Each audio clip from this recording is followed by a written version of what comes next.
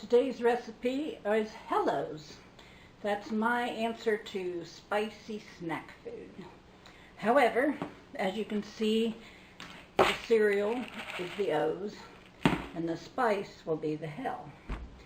In here, I have 3 tablespoons of butter melting. Looks like it's ready. You don't want it to get brown. You just want it melted. And I wrote down my notes ahead, so I tell you the correct amount. I had to do this twice because I kept telling you the wrong amount of seasoning. But your seasoning blend will be 1/2 teaspoon dill weed, 1/2 to 1 teaspoon cayenne pepper. A lot of people like half. I like it hot, 1 teaspoon. So I compromised. I did 3/4 in this batch.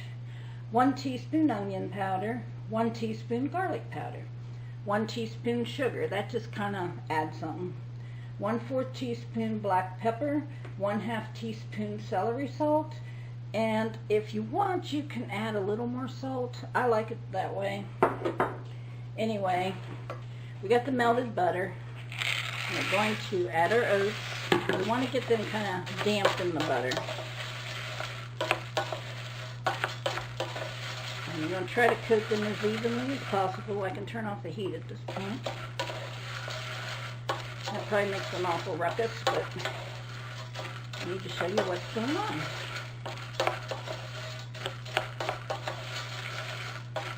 Okay, it's a little hard to see perhaps, but they're all a little bit buttery.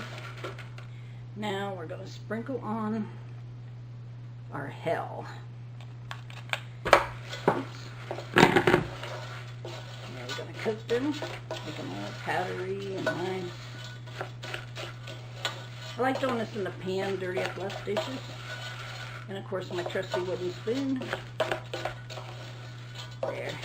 Kind of see they look a little bit like powdered donuts.